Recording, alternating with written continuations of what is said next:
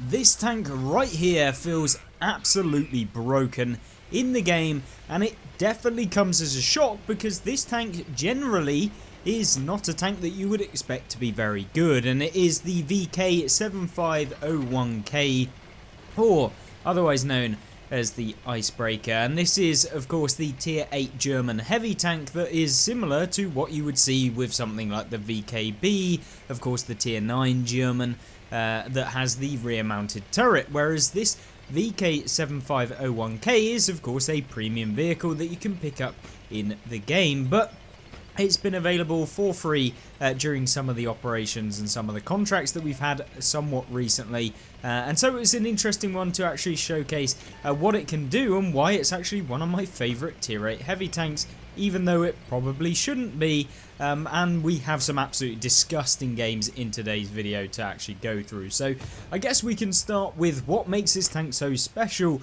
and why do I like it given the statistics that this tank has. Well, first things first, let's get into the damage that this tank does, and that is 490 damage, which puts it in one of the highest places that you can expect, allowing you to get off only a couple of shots and come away with thousands of damage, making it very, very fun to play. And when you're doing thousands of damage every game, you're able to earn quite a lot of money because this tank also has that 50% silver boost that you have with all of your top tier kind of premium tanks that you can get in the game, which is nice. So we start off the game pretty slow, 467 damage, of course low rolling, but we're going to go for this enemy VKK, and there you go, 499, really nice to see. And when you've only got a 12-second reload, although you might not have the best damage per minute in the game of 1600, I mean it's quite low, it is one of the lower side at tier 8, but when you have the alpha damage you don't have to poke as much, you've got good armor, so when you do poke you're not having to actually get hit as much, you're not going to lose as much health, and therefore you can come away far more easily with more damage, which is always nice. And there you go, third shot of the game, hitting the back chat on the move, finishing him off. But oh gosh, there are two vehicles over to my left, so we've got to go over there, otherwise we're going to lose the flank. They're going to come up from behind and then we're going to get sausage sandwiched. And you don't want to get sausage sandwich in this tank because although this tank has very, very good actual statistics when it comes to frontal armor, the side armor is pretty paper and you'll get penned quite easily in that side. And anyone that can really kind of think about anything in the game is going to be able to pen your cupola. It has a pretty prominent cupola. It also has this kind of weird turret ring that you can pen as well. But it's quite small, and the frontal weak points of this tank are quite small as well. So a lot of the time they're going to have to fire premium if they want to make it work. Now, I felt a little bit bad here. We're going to go in and try and deal with this Krav Panther. Now, we're going to take a hit here. It's fine. We have a lot of hit points, but this guy needs to go. We can't really delay anymore. But we're not a complete bot. We, of course, stop auto-aiming so that we can actually turn. And then, yeah, we can now auto-aim again, put one into him, finish him off for 3,094 damage, picking up 3 enemies so far. But the game is still quite young. There's still lots of enemies that we can hopefully deal with in this game. And hopefully our team don't throw themselves away going after the last remaining 9 vehicles in this one. But of course, we got a moment to actually breathe in this game, which is nice, and we can talk about now the rest of the gun handling. We have, of course, got 226 standard penetration, which is why you don't always need to fire a lot of premium in this vehicle, especially when you're in a top tier matchup. And we've got 263mm of premium penetration, which allows us to therefore go in and deal with some of the tier 10s that you might come up against when you're playing this tank as well, because 263 pen is basically like tier 10 medium penetration on most guns that you're going to find, and so yeah, you can basically deal with a lot of the tier 10s. You don't really have too much worries about that. It's more about if you come up against solid tanks that have really, really strong frontal armor, but we don't have that in this game, which is why we've been able to just pump out quite a lot of damage. Now, we are going for the Gornich, who we land around straight into, of course, the kind of droid, I guess, on the front of the tank. And that is really, really nice to get some early damage when it's starting to not look so good. Now, Tiger P gets taken out, very nice, and we have a medium tank to try and deal with. It is, of course, the Barask, the T20, we've got a heavy tank as well, and then there's one unknown medium somewhere out and about within this game, and we do have a couple of teammates here. There is a medium, which is the Mutz, we've got a heavy tank, and another medium tank who is, for some reason, going in the complete opposite direction. Now, whether or not he's trying to go round to get into H5 and H6 or something like that, to maybe get some shots from there, I don't know, but it would have been nice for him to actually push towards the enemies that are in front of me. And of course there are two medium tanks that could come over here, but instead end up getting spotted, and of course spot the T20, who will hopefully get removed in this game. So we go over, we're quite happy to do so. We got a lot of hit points anyway, so we should be able to finish this game off quite nicely. We go for a round into the cupola of the VK, but of course it bounces, because, you know, when you fully aim it always bounces, but when you actually go for the proper damage by hitting the weak points, never seems to pen. Always the RNG coming in and trying to ruin your day. But of course now we know that the Barask is in the field, so that gives us an indication that he's going to be over there. And with the T69 now YOLOing in, we need to push down to try and take this guy out. Otherwise we are not getting any more damage, but we go for the ram anyway, finish him off. The Barask bounces one off of us, and now we have a couple of teammates looking in a pretty good stead. We've picked up 4.7k damage basically in this game, and also picked up 6 enemies as well, so a top gun is in the works for this game. Now that makes this tank look very, very good, I guess, within this replay, and that's because I really do find it suits very well for an aggressive playstyle. It's not very good for sniping at the back. It is not a accurate necessarily heavy that can just sit there and snipe, because you don't have a good reload enough to be able to, you know, make up for it if you don't see any opponents. And that means that if you don't see any opponents, you don't have the best top forward speed. We've only got 30 kilometers an hour, and that's not great. But in doing so, rather than push into a Barask who could be anywhere, and given the fact I'm only on 580 hit points, yeah, it does not look all too good. So what we're going to do is force the Barask to come to the cap circle. If he doesn't come to the cap circle, we win. If he does come to the cap circle, hopefully we hit him and we win. And of course, when you've got 490 alpha that can be churned out quite nicely against these guys, I don't think it's going to be a worry to really come away with the win in this game, or so we might think. But with this tank we also have 380 meters of view range, which is pretty nice as well. But we're going to stay in the cap circle at the moment. There's no point in pushing this guy. There is not that much team support either, so it's not like they can counter him if we do try and push towards the Barask. So really, being in the cap circle, I hate capping in the first place, but it's most likely going to force the Barask to try and come to us. And if he doesn't, then that's down to him, and he's going to end up losing the game. So hopefully he'll come round and we'll be able to hit him. Now I'm aiming over here, I'm pushing the Tiger P to get into a position. Of course the hit registry on this game not actually allowing me to shoot over the top of the Tiger P, even though it shows that he isn't in my view. But of course that allows us to then side scrape off of this guy. I am potentially wondering, maybe he could come from like F6, but we don't know, and so we are only going to do what we can assume. And if he does come from F6, it's fine, we can turn, we can move. I'm hoping that some of the teammates would actually come into the cap circle to, you know, help me cap the base so that we force him in here.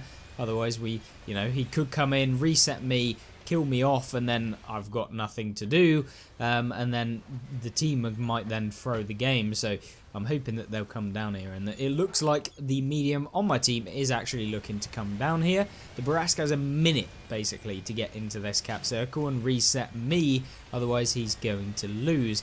And with our teammate now coming into the cap circle, it allows for us to then put even more pressure. He's down to 30 seconds to get in here, otherwise it's curtains for him. And so maybe I make a misplay here, Maybe I could, you know, get behind my teammate because he hasn't got the cap points, and therefore if the brass comes in, he might not be able to reset me because he has to fire at my teammate. Now, of course, we're going for the Barask. I then hit him in the back, which ends up actually just hitting him. He then, you know, comes around, hits me into the side, and then finishes off the teammate. So, yeah, not a great situation at all. And then we end up just tracking the Barask. Brilliant. It's exactly what I wanted in this game. 2 tracking shots in the game. Yeah, maybe I could have aimed slightly better on the first 2, or the first one for sure. That second one, a little bit unlucky that the shell went low and into the tracks as opposed to actually into the kind of main area of the tank. Our then teammate goes alone against the Barask. It's the Mutz, of course, and we are going to struggle to get towards him without, you know, the Barask being able to reload. The Mutz just needs to hit him, you know, a couple of times, and he's going to be out. All he has to do is just make sure he's hitting his shots. Mutz, all you have to do is hit a couple of shots on the Barask. Nope, you're going to back away, let the Barask reload. Barask is now fully reloaded, and he's going to be able to get some damage on you. So what do we do here? We have thrown the game horrifically. Maybe I could have played better. The Barask could have been out of the game already had we hit that shot, but you know, typical RNG and bad aim in the moment that you really need it. Not ideal. But given that we have very good frontal armor, I'm thinking, I'm getting spotted over here. He's probably still in front of me, and in fact he's probably moved behind the hill over to the right potentially. And you see me here knowing exactly where he is. He's fired. He went for the shell. He's in the open. He bounces that one, and that gives us an indication as to where he is. But he's reloading now for about 15 seconds based on, you know, my experience in the Barask and knowing how long that tank actually reloads, giving us time to back it up, Terry, and actually get back into a bit of a better spot so that we can keep our frontal armor towards the Barask and hopefully bounce a shot, etc. Now I'm banking on that the Barask is going to try and make his way over to straight in front of us as opposed to around the side and into, you know, G6 or whatever.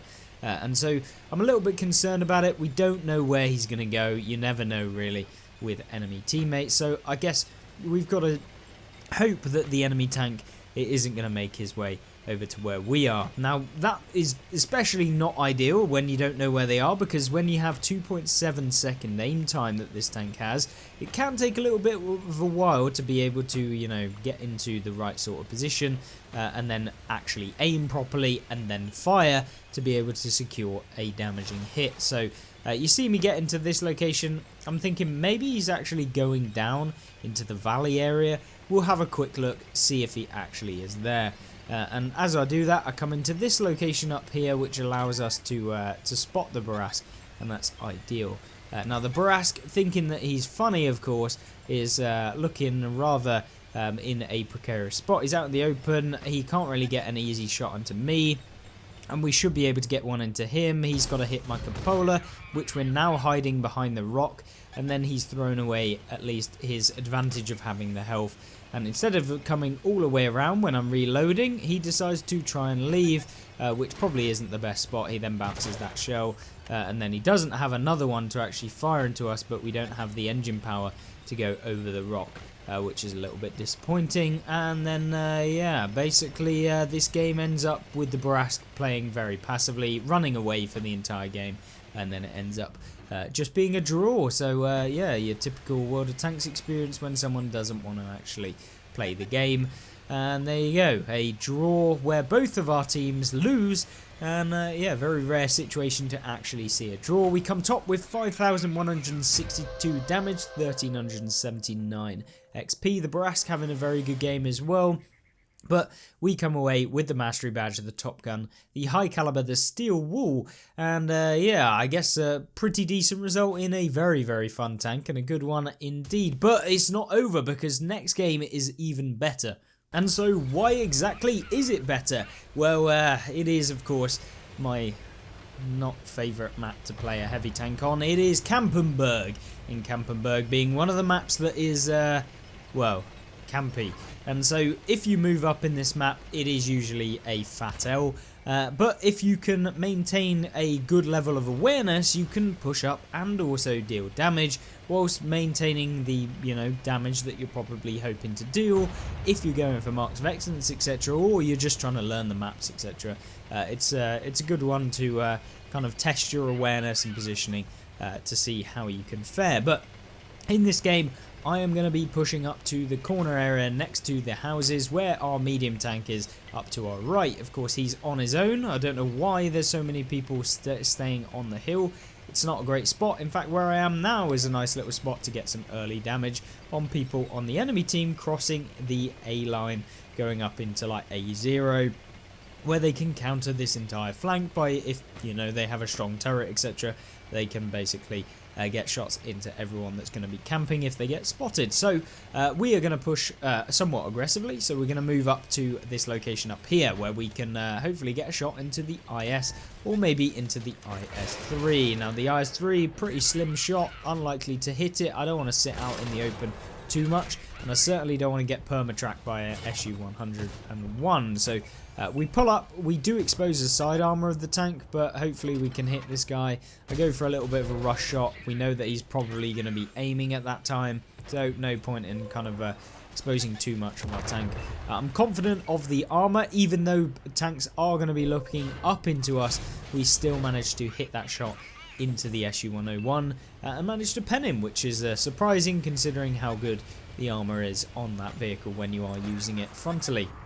But he now exposes the lower plate and the front of his vehicle, which is a big no-no, and we end up actually hitting him. And then our best friend in the artillery, I absolutely love artillery, they are fantastic to the game, hits us and of course damages our ammo rack. Yay, thank you for splashing me, not penetrating me, and breaking my ammo rack, of which we weren't able to repair instantly, which means we are going to have to wait to repair it. But luckily we repaired a while back, so we have our repair kit back in the tank. So there we go. We've done 841 damage. We have stopped the enemies from doing the annoying bit of getting up into A0, which gives us the opportunity to try and deal a little bit more damage. And you see me here go for the IS in between the buildings. Nice little shot, easy damage. You probably don't get an easier damage than that one. And with us now dealing basically almost how much damage we have on the tank, or hit points on the tank, we then secure another shell, taking us past the fire for effect range, at which point we can start really earning some XP and of course silver based that we're playing a premium tank. And then we hit the IS, who stay stationary. This is why you don't always stay stationary after you fire, even if you go undetected, because people are still going to be looking at where your weak point was, and if you move after you get unspotted, people, sometimes when they actually have a brain, which is, maybe actually rarer than what you might think of playing World of Tanks console, yeah, they will actually try and blind fire you, and of course if you're in the same position you can take a hit. Whereas yeah, if you do what we did and we move every time you get unspotted, or at least move or change the angle of your tank, it can make the kind of when people pre-aiming where the weak point will be when you go undetected a lot harder, and yeah, that you are going to bounce a few more rounds and stuff like that, or just not get penned at all.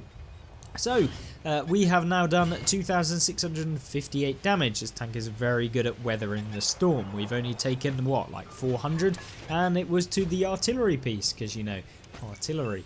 But having done this amount of damage, we are still wanting some more. The game is not won, and there's lots of damage potential in this game. And then of course we somehow managed to bounce or miss the King Tiger there. I don't quite know how. Our whole reticle was basically on him, but I guess maybe we hit a rock, or there was some hidden object in between us that it must have gone down into, which is a bit unfortunate, but it is what it is. But now we have to really get rid of the King Tiger. He's in an annoying spot. He needs to go, and then of course he goes back, but then he goes forward instantly, allowing us to miss again. Yay, thank you. But there is a tank trying to hit me. They look like they're using the ridge in like K6 and 7, and there you go, he gets spotted. It's an IS-6, not the best tank in the world, and we can put one straight into the underside of the IS-6, which is nice. And this is what you can do in your own games if you're wanting to improve when you're playing your heavy tanks. It's about not only, you know, pushing and being aggressive, but also knowing when you don't need to push. You see a lot of tanks just, you know, they win a flank and they're like, right, I've won the flank, that means I just YOLO blindly into the TDs, or I YOLO blindly into the medium tanks, or the light tank now has my ass, so I'm just going to keep going forward and they're going to keep having my backside, which of course you don't want. Sometimes it is worth being a bit passive, and when you can literally farm damage like this, there's no need to push, literally. So we've done 3.4k, we've blocked 3k as well, so this shows you that the armor does work. It is very, very good at bouncing rounds, provided that you keep your armor frontally. If you're trying to, you know, go side on to people, it's not going to work, funnily enough. But even if you do over angle, sometimes you can still pull a bounce because the armor on the side isn't terrible. It's just not optimal to do that. So, if you're having any queries or questions about World of Tanks or any tanks that you're playing, feel free to leave them in the comment section. I'm more than happy to help you guys out if I know myself, or maybe you know how to answer someone else's comments. So yeah, feel free to help each other out as well. But we are going to push into here. We managed to kind of luckily hit the Bellerophon. I mean, it was an easy pen. It was just a case of, you know, we weren't fully aimed, and I guess RNG was on our side in this game. The IS-6 now too slow to reverse back down the hill, and we managed to plot prime it into the lower plate, totaling 4.4k damage so far. Of course, the artillery still looking at your boy, and he is, of course, now going to try and fire at us, I would expect. He is looking to fire behind me, though, because we kind of duped him with continually reversing until we went unspotted, then going forward, which is something else that you can do if you want to kind of avoid being taken out so quickly. But we are now chasing the 6th enemy in this game, having done 5 so far, and that will give us the Top Gun 2 games in a row. I think this was actually the game before the Endgame that you first saw. Weird one, I know, but we hit the Super Hellcat there, track him, get another shot of damage, picking nearly 5k as well, with 3.6k blocks so far, and a little bit of assistance damage from just tracking people and being on the front lines as well. Helps you out in this tank. So yeah, if you were going for marks of excellence, these sorts of games, these are perfect, the ones you want for really pushing that high damage total or damage standing. So with this game not looking too good, it doesn't look like I'm ever going to be able to actually get towards this artillery before he gets taken out, and we don't look like we're ever going to get the Top Gun, as yeah, we're just too slow at the end of the game, and we've been kind of sitting a bit more passively at the end of this game, which maybe we could have pushed up a little bit earlier. Maybe we could have got another shot off into either the RE or the AMX, but you never know. I'll be interested to see your thoughts on this tank. Do you think it's actually trash? Do you think it's a pretty good tank?